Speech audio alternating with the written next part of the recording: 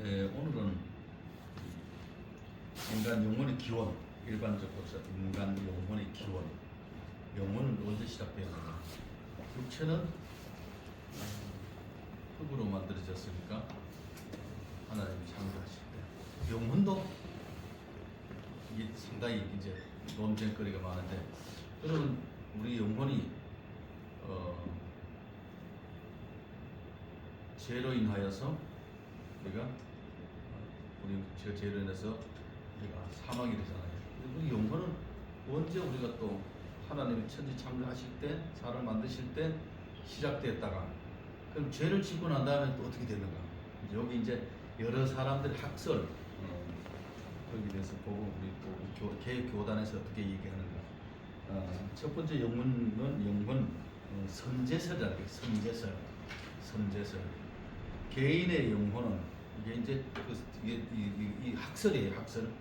개인의 영혼은 세상에 출생하기 전부터 존재했다. 이게 선제설이에요. 개인의 영혼이 우리 사람에게는 영과 육이 있잖아요.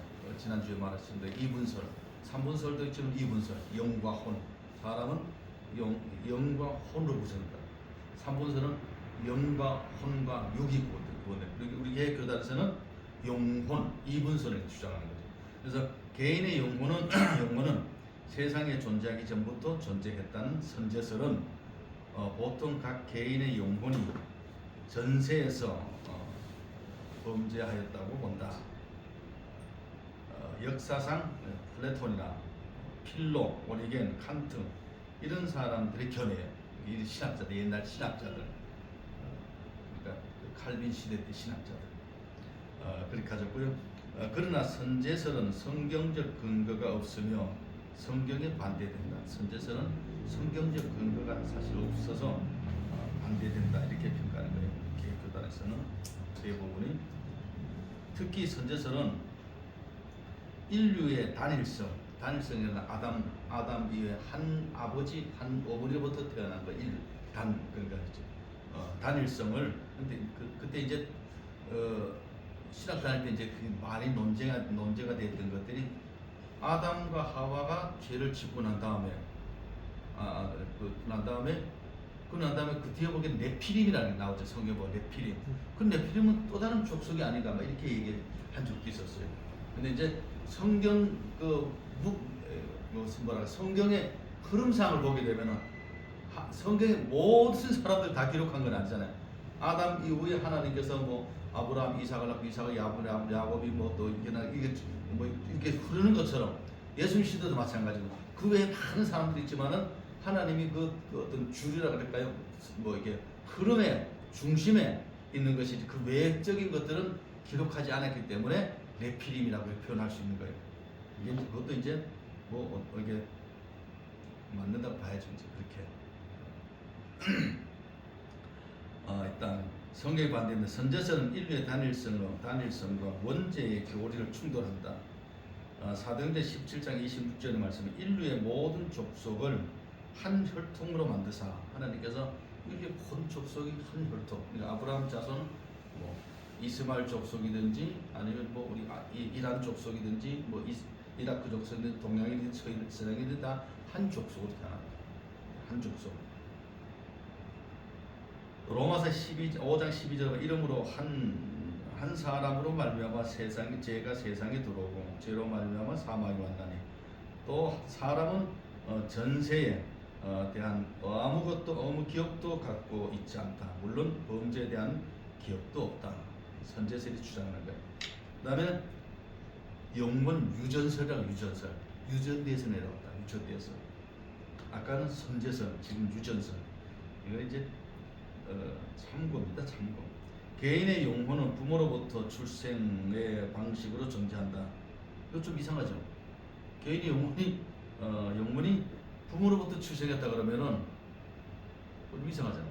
하나님은 천지를 창조하기도 하셨지만은 사람을 창조하시되, 사람만 창조하는 것이 아니라 하나님께서 생기를 부어넣어서 영혼도 하나님께로부터 온 것이죠. 그래서 개인의 영혼은 부모로부터 출생했다는 방식으로 존재한다. 이게 유전설이에요. 주장 유전설이라고 하는데, 역사상 이 사람들이 주장했던 신학자들은 터툴리안, 어거스틴, 루터교도 있죠. 이런 분들 대체적 이런 분들이 이런 견해를 가졌고 하나님이 한번 창조한 인간은 생육하고 번성하자는 말씀대로 번식의 방법은 인류가 존재하게 되었고 성경에는 자손들이 조상의 허리가 있다고 말씀하고 있다. 창세기에서 말씀한 것처럼 그래서 성경에는 자손들이 제중에 출생했다고 표현하는데 이것은 개인의 영혼의 기원과 그것의 죄악성이 부모에게서부터 나옴을 의미하는 것으로 본다. 성경이 하와의 영혼 창조에 대해서 침묵한다는 점, 하나님의 창조 사역이 창조 6일 이후에 중지되었다는 것 보는 점, 이것이 유전설을 뒷받침합니다. 그러니까 유전설은 사실은 우리 성경에서는 좀 이게 합당하지 않죠. 그다음에 그러나 이러한 그런 뜻한 점들에 불구하고 유전설에는 어려운 점들이 있다. 우선 유전설로는 개인의 영혼의 전달 방식에 대한 적절한 대답이 가능해 보이지 않는다. 유전설은 부모로부터 받는다. 자녀의 영혼이 부모로부터 어떤 방식으로 전달되었는가?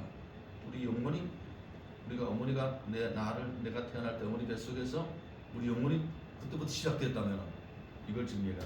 부모가 자녀의 영혼의 창조자인가? 아니면 부모가 우리 영혼의 창조자인가? 창조자인가? 아니면 자녀의 영혼이 부모의 영혼으로부터 물질처럼 분할되었는가? 물질의 한 부분으로 나왔는가? 이렇게 얘기하더라고요. 부모는 자녀들의 영혼의 창조라고 불릴 수 없다. 또 인간의 영혼이 물질처럼 분할될 수도 있다는 생각도 적절해 보이지 않는다. 또 자녀의 영혼이 부모의 영혼 안에 존재해 있다는 것도 매우 부자연스럽다. 부모에게 우리 영혼이 있다. 이것도 부자연스럽다. 그래서 유전설은 인류가 첫 사람 아담 안에 실제로 존재했다고 가정하는데 그러한 가정은 불합리해 보인다. 또 성경은 각 사람이 자신의 행위에 대해 책임을 지는 독립적 인격임을 말하고 따라서 비록 성경이 원죄에 대해 말할지라도 선조들의 누적된 죄책의 전가에 대해서는 말하지 않는다. 또한 유전설에 의하면 그리스도의 무죄성을 설명하기 어려워 보인다. 만일 자녀의 영혼이 부모에게서 유전한다고 그리스도의 참된 인성에서 마리아의 원죄의 죄책과 부패성은 어떻게 배제할 수가 있겠는가? 그러니까 마리아도 죄인이잖아요, 그렇죠? 마리아도 사람인데. 그다음에 이제 우리 성경에서 말씀하는 우리 개혁교단을 말하는 영혼 창조설. 개인의 영혼이 하나님이 직접 창조에 의해 존재했다고 보는 것을 창조설이다. 이거는 하나님이 개인들을 하나님이 영혼을 창조하셨다. 이것은 역사상 고대 동방교회의 견해였고 서방교회의 제롬과 힐레리 이후에 거의 보편적으로 이 견해를 수락했다. 중세교회는 일반적으로 이 견해를 취했다. 종교개혁 이후에 칼빈이나 벤자민, 투레틴, 우리 한국교회에서는 장로교 송신대 교수였던 박형용 박사 이런 분들이 이제 개혁교회 신학자들로서 대다수의 이런 분들의 영혼 창조설의 견해를 택했죠. 그래서 개혁교단에서는 이 영혼 창조설을 강조하고 있고 이걸 믿고 따르는 것이죠. 그 다음에 영혼 창조설에서 두 번째로는 전도서 12장 7절에 보니까 이런 말씀에서 흙은 여전히 땅으로 돌아가고 영은 그 주신 하나님께로 돌아가기 전에 너희는 기억해라. 지금 전도 12장 보면은 너희 창조주를 기억하라. 그렇죠? 흙은 여전히 땅으로 돌아가고 우리 인간은 땅으로 돌아가고 영은 그 주신 하나님께로 돌아가기 전에 우리 영혼이 하나님께로 가기 전에 뭐라 그러냐면은 전도서 12장 7절 창조주를 기억해라. 나를 창조하시고 내 육체를 창조하시고 내 영혼을 창조하신 하나님 앞에 가기 전에 하나님을 기억해요. 그래서 이것이 어떤 의미로 본다면 우리의 삶의 중심, 축이에요. 창조주를 기억하라. 내가 하나님께로부터 창조주를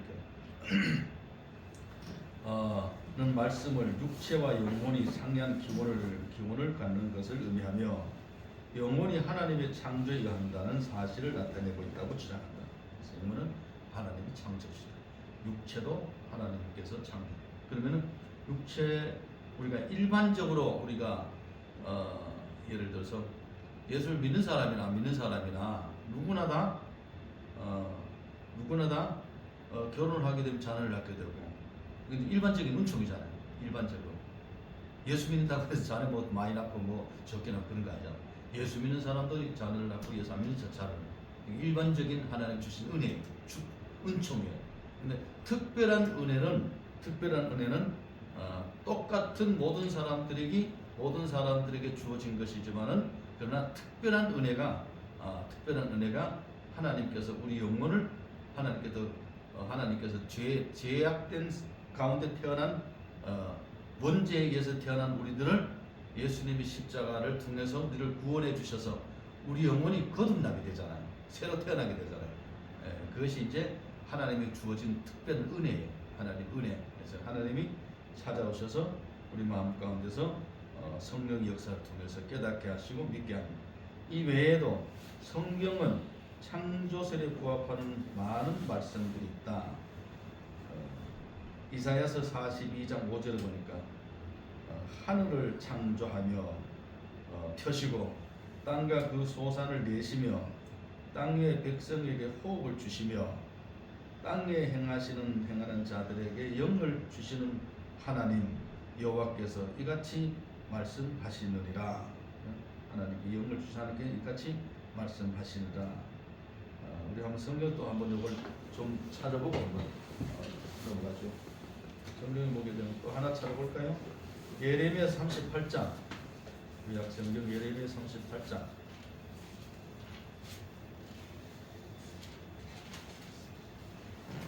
16절을 보겠습니다.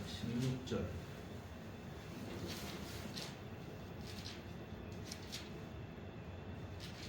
같이 읽어볼까요?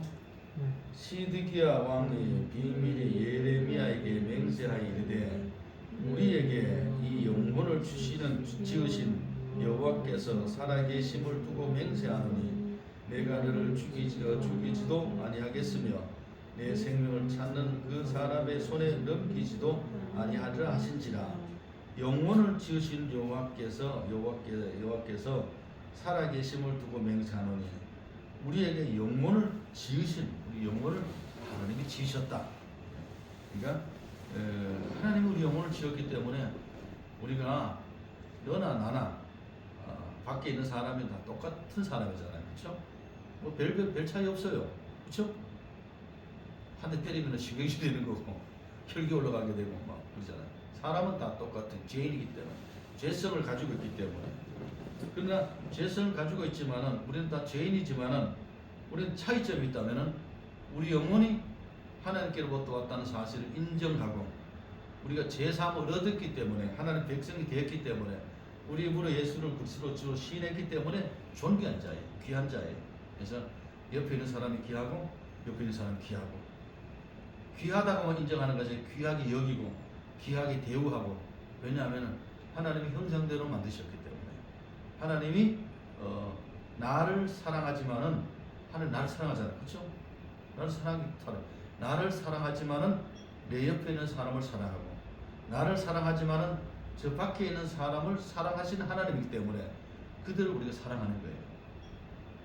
약간의 어떤 그 밖에 있는 사람들이 성경적인 지식이 없다 한다 할지라도 아니면은 그 사람이 댐댐이가 좀 옳지 못하다 한다 할지라도 아니면은 뭐 학식이나 뭐 어떤 뭐 이런 것들이 약간의 뭐 지적인 면들이 약간 떨어진다 한다 할지라도 그들도 영혼은 강건한 거예요.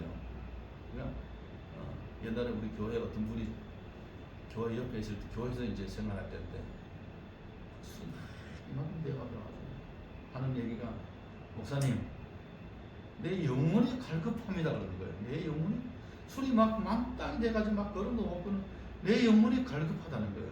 그러니까 그 육체는 정신적으로 막 무슨 괴로운 일이 있었겠지 뭐 못 견디니까 술을 먹었는데 그 속에 있는 영혼이 갈급하다는 것은 그 사람의 마음이 몸은 육체는 어떤 것들이 그러지만 그 영혼은 하나님께를 향해서 갈급한 그래서 그 갈급한 영혼에게 하나님의 말씀이 덧입혀지게 되면은 그가 이제 그 뭐랄까요 술도 끊을 수 있게 되고 바른 삶을 사고를 가지고 살아갈 수 있게 되는 그런 은혜가 있게 될 줄로 믿죠. 히브리서 12장 9절에 보니까 한번 신약 성경 한번 찾아볼까요?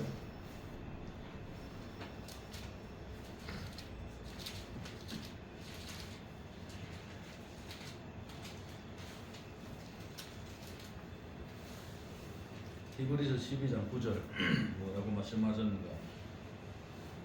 같이 읽어볼까요?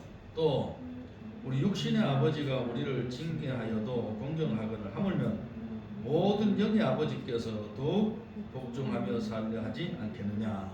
우리는 영혼을 지으신 하나님 앞에 우리 육체를 가지고 쓰임을 받는 도구가 된다는 도구. 그렇죠? 영혼을 떠나면 영혼을 없는 믿음은 죽음이다. 물론 행함이 없는 믿음은 죽음이다. 영혼이 떠나가 버리면은 육체도 아무 의미가 없잖아요. 그렇죠? 영혼이 떠나간다 뭐 우리가 죽을 때 영혼이 떠나간다 그러잖아요. 떠나가면 생명이 끝나는 거예요. 어제도 우리 노회 목사님, 후배 목사님이 아버님 돌아가실 때를 갔다 왔는데 영혼이 떠나가 버리면 사람이 그런 것 같아요. 내가 아무리 사랑하는 사람도 영혼이 떠나가 버리면은 멈칫하는 거예요. 가까이 다가기가 뭐 무섭다기보다도 이미 벌써 영혼이 떠나가 버리면 이제 뭐 육체라는 거는 그냥 아무 그쪽이 없잖아요. 분질러도 아프다 소리도 못하고 뒤집어 놔도 뭐 왜 뒤집어 놓았어도 그건 영혼이 떠나가면 돼요. 영혼이 있으면은 살짝만 건드려도 반응이 오는 거예요. 발로 밟아도 반응이 오고 발로 차도 반응이 오고 꼬집어도 반응이 오는 거예요. 근데 영혼이 떠나가 버리면은 반응이 없어요. 여러분 우리는 영혼을 가진 사람으로서 반응을 해야 돼요. 나쁜 것을 보면 반응을 해야 되고 복음을 전해야 될 때 반응해서 복음을 전하는 거예요. 세상 사람들에게 뭘 반응해나 구원받지 못한 사람 죽어가는 영혼들을 보고 반응을 해야죠. 그렇잖아요. 그냥 누가복음에 보게 되면 이제 우리 너무 잘 아는 예루살렘에 여러분들에서 강도만 했잖아요. 강도를 어떤 사람은 뺏기고 막 매맞고 그냥 피투성이 되고 막 길 옆에 그래서 제가 이제 성지순례 갔을 때 한번 가봤어요. 거기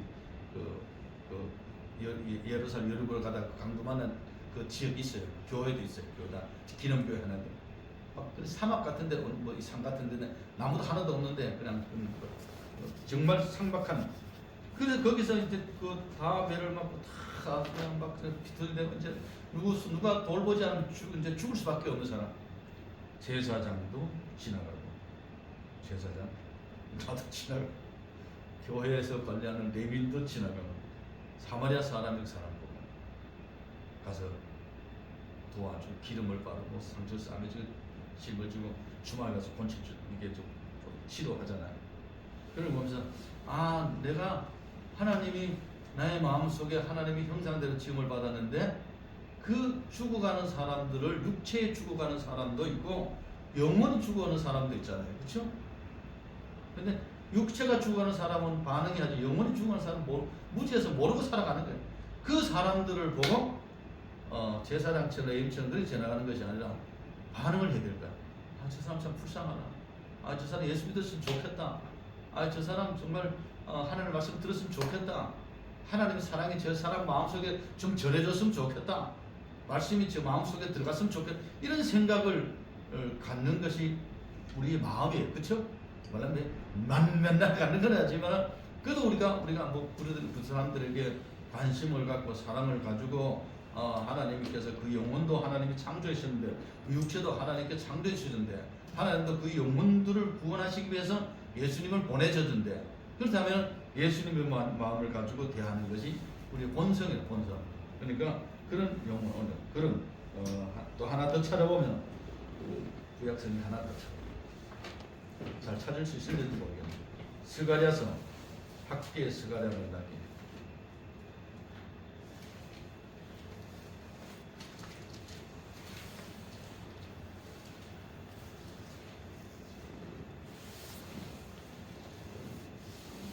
스가랴 12장 1절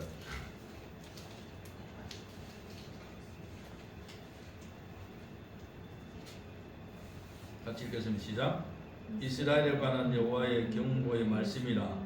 여호와 곧 하늘을 펴시며 땅의 틀을 세우시며 사람 안에 심령을 지으신 이가 이르시되 사람 안에 심령을 지으신 이가 이르시되 심령이 영이죠. 영을 지으신 이가 이르시되 우리 영혼을 지으신 이가 우리에게 말씀하는 거예요. 그렇죠? 우리 영혼을 지으신 이가 우리에게 말씀합니다.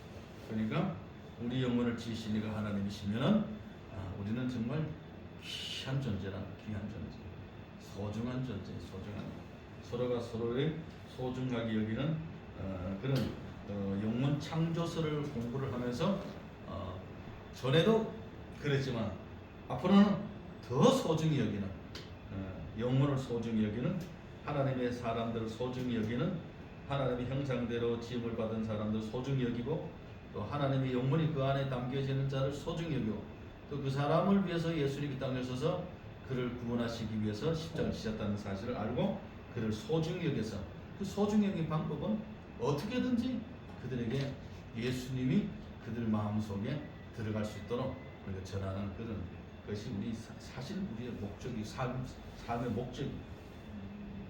그래서 유전설은 영혼의 성질과 모순되었으나 창조설은 영혼의 비물질적 영적 성질과 조화가 된다. 그리고 성육신의 교리와도 조화를 이루는 것은 예수님께서 성령으로 잉태하셨기 때문이다. 그러니까 예수님께서 성령으로 잉태하신 것이지 남녀간의 어떤 결혼을 통해서 태어난 것이 아니라는 거죠. 하나님의 영으로 태어난.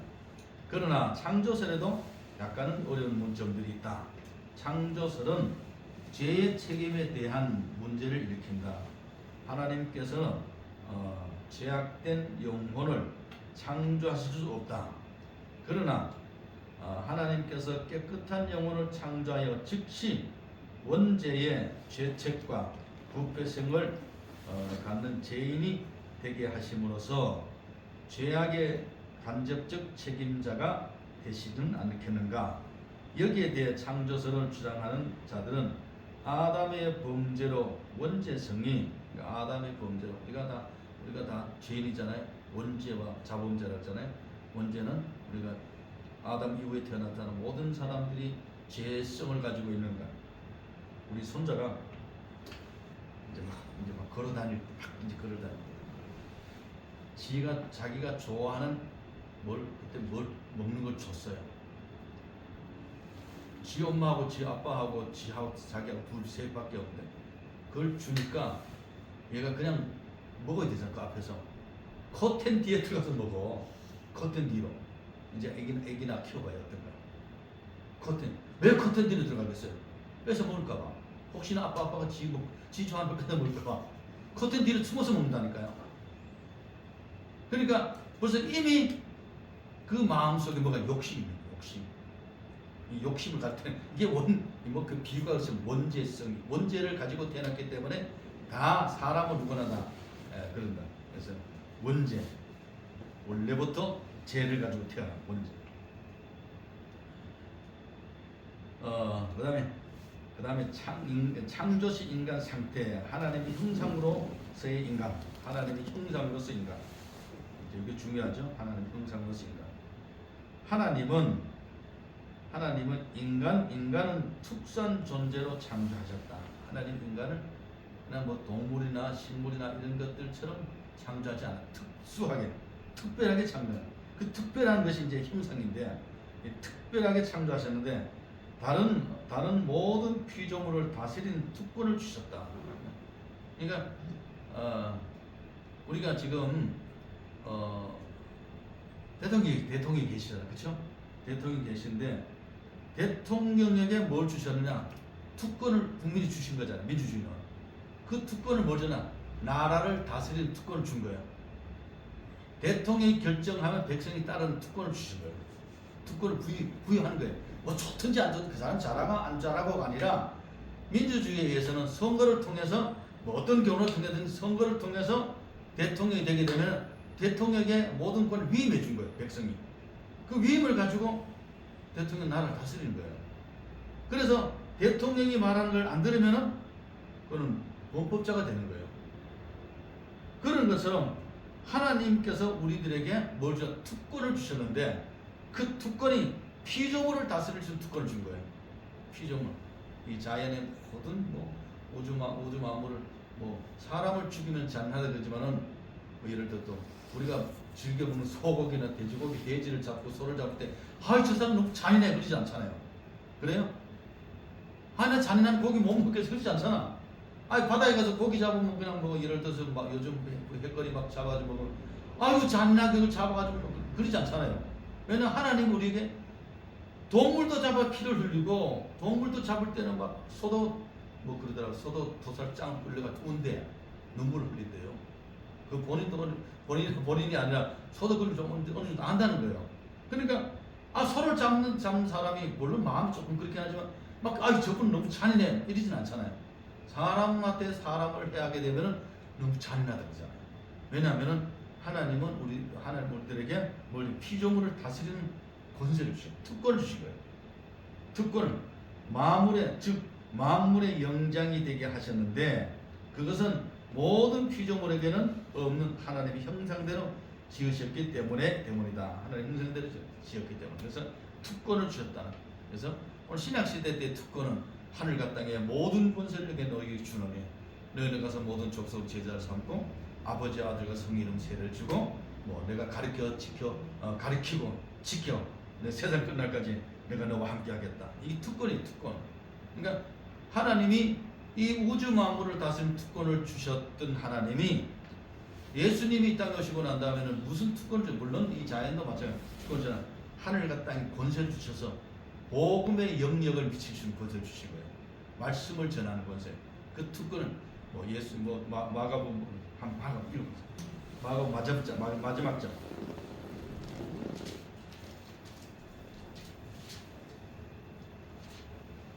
15절부터 끝까지 한번 읽어보겠습니다. 천천히 마가복음 16장 15절 시작. 또 이르시되 너희는 온 천하에 다니며 만민에게 복음을 전파하라. 믿고 세례를 받는 사람은 구원을 얻을 것이요 믿지 않은 사람에게는 정죄를 받으리라. 믿는 자들에게 이런 표적이 따르리니 곧 그들이 내 이름으로 귀신을 쫓아내며 새 방언을 말하며 뱀을 집어올리며 무슨 독을 마실지라도 해를 받지 아니하며 병든 사람에게 손을 얹은즉 나으리라 하시더라. 주 예수께서 말씀 후에 하늘로 올리시사 하나님 우편에 앉으셨느라. 제자들이 나가 두루 전파할세 주께서 함께 역사하사 그 따르는 표적으로 말씀을 확실히 증거하시리라. 말씀을 확실히 증거하는 것은 말씀을 확실히 증언하기 위해서 뭘 주셨느냐? 표적을 주신 거예요. 표적과 기적을 주시는 거예요. 그러니까 말씀을 증언할 때는 표적과 이적이 따를 수가 있는 거예요. 말씀을 증언하지 않으면 표적과 이적이 없을 수도 있다. 우리는 말씀을 증언할 때에 표적과 이적이 나고 그 다음에 우리가 말씀을 듣고 순종할 때에 우리는 기적과 표적을 체험하는 거예요. 그렇죠? 그냥 기적과 표적이 그냥 하나님은 능력이 많으니까 너도 기적 하나 가져, 너도 기적 하나, 너도 가져 이게 아니라 하나님의 나라를 위해서 우리에게 주신 표적과 기적, 이 약속이에요. 이 약속을 믿고 우리 기도하는 거예요. 그리고 믿고 기도할 때 하나님은 우리들에게 이런 특권들이 나타나게 될 줄로 믿습니다. 그다음에 그래서 특권을 줬다. 즉 만물의 영장이 되게 하셨는데 영장이 되게 했다는 것은 그 영장이라는 말이 가장 신명스럽고 뛰어난 으뜸가는 존재인 인간 이렇게 표현했더라고요. 지었기 때문이다. 하나님의 형상에 대한 로마 교회의 견해는 로마 교회는요 인간 안에 있는 하나님의 형상을 자연적 하나님의 형상과 초자연적 하나님의 형상으로 구분한다. 자연적 형상과 초자연적 형상 이 두 가지로 로마 교회는 이렇게 구분했다. 자연적인 하나님의 형상, 하나님이 인간을 창조하실 때 영혼의 영성, 의지의 자유, 육체의 불사성 같은 자연적 은사를 인간에게 주셨는데 이것을 자연적 하나님의 형상이라고 한다. 우리가 이제 예수를 믿고 우리가 구원받을 때 우리 신앙 고백이 세 가지잖아요, 그렇죠? 어떻게 신앙 고백했어요? 들어서 아는 지식적인 거 알아야죠, 그렇죠? 내가 하나님 말씀 들어야 알아요. 그다음에 또 하나는 감성으로 느껴야 되잖아요. 예수님 말씀을 들었을 때, 아 맞아, 난 죄인이야. 아 난 참 그래. 감성을 느끼는. 그다음에 의지가 있는, 결단해야 돼요. 마음으로 믿어 이르고 입으로 시인해서, 아 내가 하나님 앞에 시인해야 돼. 내가 이 사람하고 결혼을 해야 되겠다. 마음을 딱 붙이는 거죠.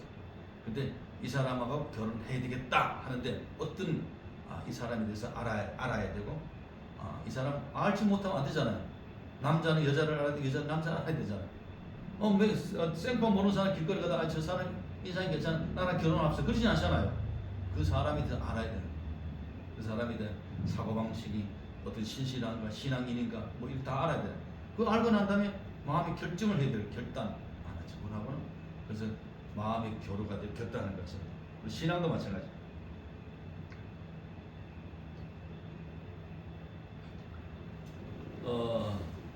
자연적인 하나님 형상, 하나님 인간 창조할 때 영혼의 영성, 자유의 의지의 자유, 육체의 불사성 같은 자연적 은사를 인간에게 주셨는데 이것을 자연적 하나님의 형상이라 하고, 또 초자연적 하나님의 형상은 자연적 은사를 가진 인간에게는 식욕, 정욕 등 열등한 성향이 있어서 범죄의 가능성이 있으므로 초자연적인 은사를 덧붙여 주셨다고 주장하고, 초자연적인 은사로 말미암아 원의가 주어졌는데 이것을 초자연적인 하나님의 형상이라고 한다. 원이라는 말이 원이가 무슨 말인가?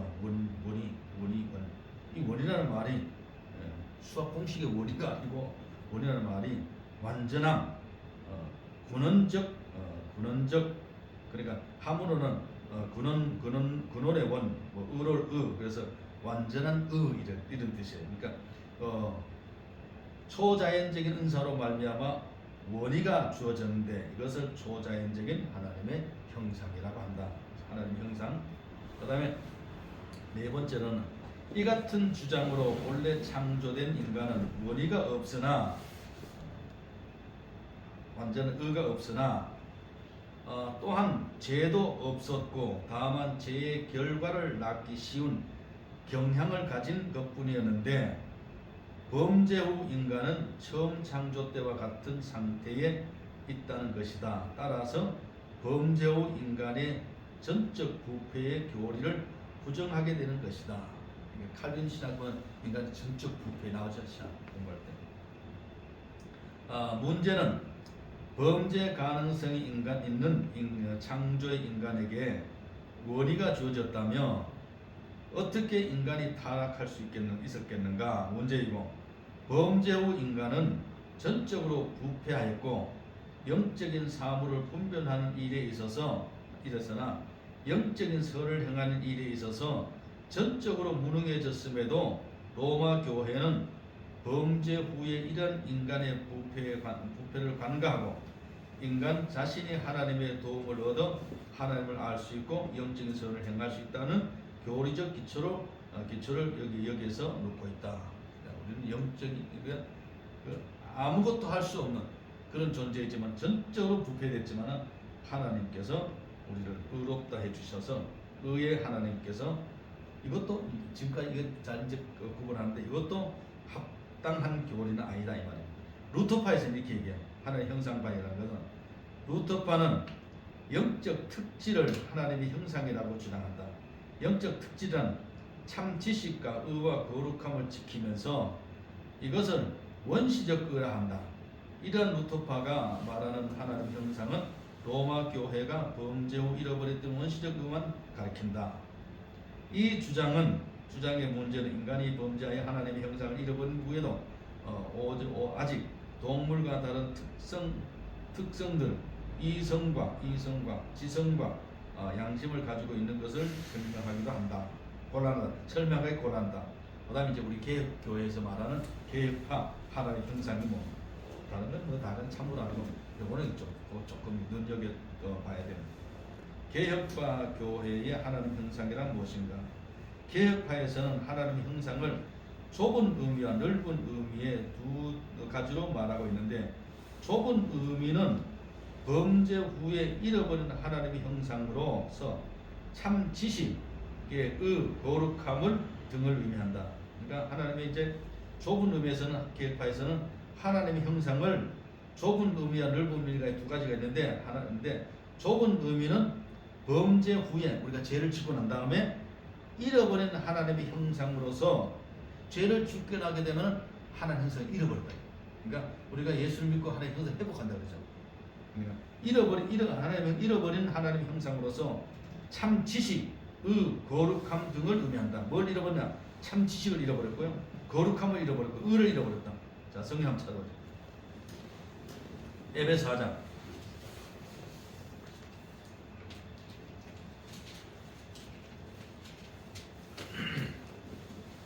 에베소 4장 24절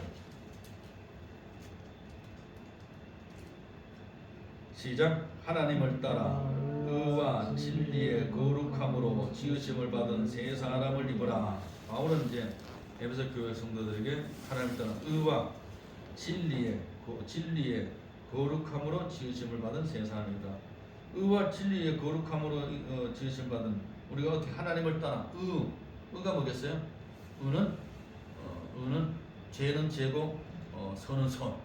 죄인이 우리는 하나님께서 우리를 의롭다 해주셨죠. 의로운 사람이 아니라 의롭다 해주신 거예요. 우리 다 죄인이에요. 어제도 죄인이고 오늘도 죄인이고 내일도 죄인이에요. 그렇죠? 어제 죄는 회개했고 제사함 받았고, 오늘 죄도 하나님 회개하면 제사함 받겠고, 내일의 죄도 하나님 앞에 회개하면 제사함 받는 거예요. 하나님의 그 사랑이, 용서가 그렇게 풍성한 거예요. 만약에 둘이 이제 친해져 교제를 이제 계속한데 나에게 잘못을 몇 번 했어요. 한 번, 두 번은 그래 젊으니까 내가 이해나 용서한다. 세 번, 네 번 하면은 그다음에는 어떻게 해? 너 안 봐 이제 그러는 거예요. 안 본다니. 하나님의 사랑은 한량은 없는 거예요. 그러니까 너 상대가 나에게 세 번, 네 번 잘못해서 잘못했다고 인정하고 용서를 구하면은, 베드로 사도가 예수님께 물을 때는 뭐 이런 것이 이런 거라 뭐 수도시 용서해 주라 했단 말이에요. 용서해 주라고 성경은 그렇게 말하고 있지만은 우리 삶 속에 정말 그렇게 되느냐? 저 사람 보면은 예수님이 위대한 거는 자기를 팔 것을 알면서도 또 예수님은 부인할 것, 저주할 것 아시면서도 어떻게 해요? 발을 씻어 주셨잖아요. 그렇죠? 발을 씻어주는. 그러니까 상대가 나를 사기칠 걸 아면서도 사랑하기 쉽지 않다 이 말이에요. 그렇잖아요. 사람이기 때문에. 그런데 여기서는 의라는 것은 죄인을 죄사함을 허락해 주셔서 죄가 사함을 받은 사람을 의롭다는 거예요. 저와 여러분들은 죄인인 걸 인정하고 회개했기 때문에 의로운 사람이 된 거예요. 의롭다는. 그래서 의가, 우리는 여기서 말하는 하나님 따라 의라는 건 제사함 받은 사람과, 진리라는 것은 내가 길이요 진리라고 했으니까 예수님이 길이에요. 나로 말미암아 아버지께로 올 자가 없다고 했으니까 예수님의 말씀, 의와, 그러니까 죄사함을 받은 사람이 예수님을 따라서 사는 사람이 거룩한 삶이라. 예수 믿고 사는 사람은 거룩한 사람. 그 다음에 성경 하나 더 찾아볼 거예요. 골로새, 그 앞에 골로새서 3장 10절.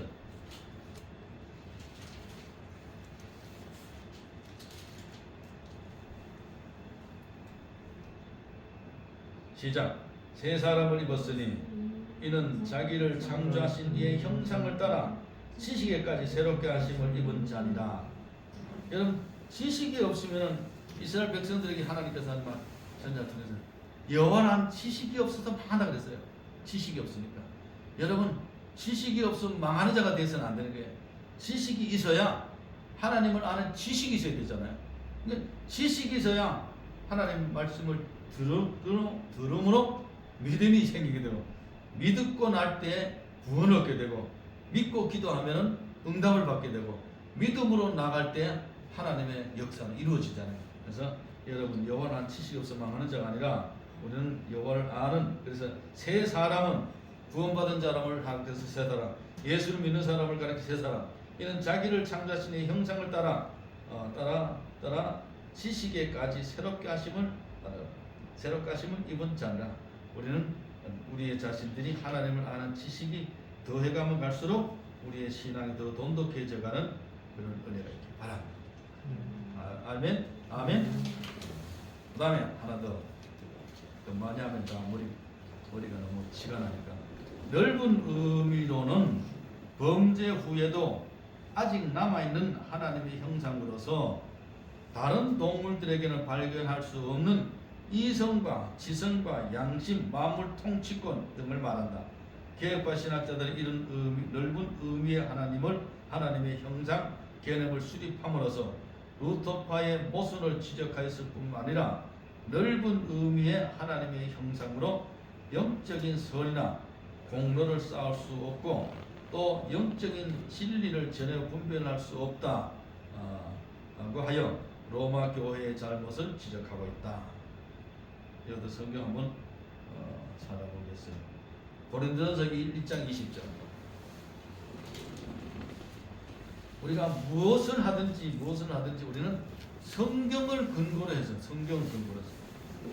1장 20절 한번 읽어볼게요. 지혜 있는 자가 있느냐? 선비가 어디 있느냐? 이 세대의 변론자가 어디 있느냐? 하나님께서 이것들을 세상의 지혜를 미련하게 하신 것이 아니냐? 하나님의 지혜에 있어서는 이 세상 사람들이 자기 지혜를 하나님을 알지 못하므로 하나님께서 전도에 미련한 것들을 믿는 자들 구원하시길 기뻐하시느라. 여러분, 지혜로 하나님을 알지 못하는, 자기 지혜로 하나님을 알지 못한다. 우리가 그래서 성경을 통해서 우리가 하나님을 알게 하는데, 하나님을 어떻게 하냐? 자기 지혜로는 안 된다. 자, 제가 이번 주일날 설교할 것 같은 하나가 비밀, 골로새 1장에 보면 이제 비밀, 그 비밀, 하나님께서 골로새인들 비밀, 그 비밀이 뭐냐? 하나님의 비밀을 가르쳐 주셨는데 뭘 가르치나? 내가 이방인들을 구원할 계획을 가지고 있다. 이것을 바울과 베드로에게 얘기했어요.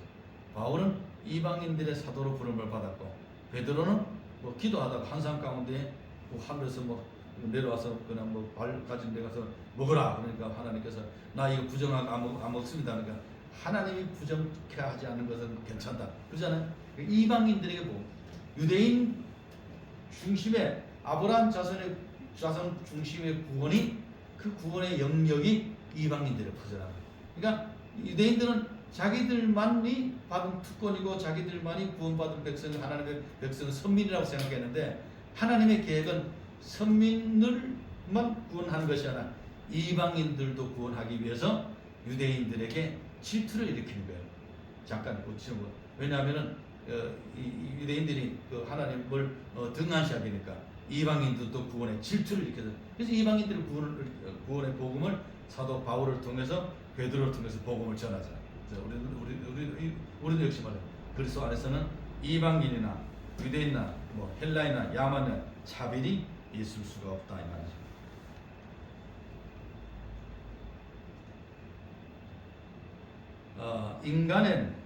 인간은 하나님의 형상으로서 영적 생명을 가지고 있다. 인간은 하나님의 형상으로서 영적 생명을 가지고 있다.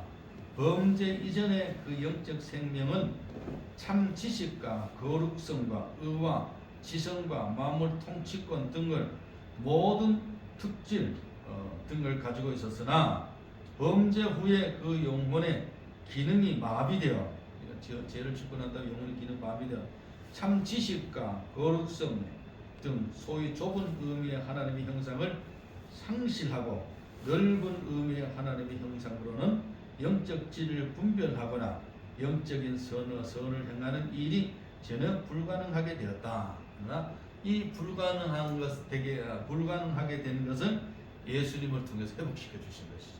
그럼 우리는 하나님의 형상을 아담 창조 후에 가인과 아벨의 죄를 아담 후에 죄를 짓고 난 다음에 잃어버렸던 하나님의 형상을 이 모든 특권, 그러니까 뭐 우주 만물을 다스리는 모든 특권들을, 잃어버렸던 특권들을 예수 그리스도 안에서 이제 회복이 됩니다.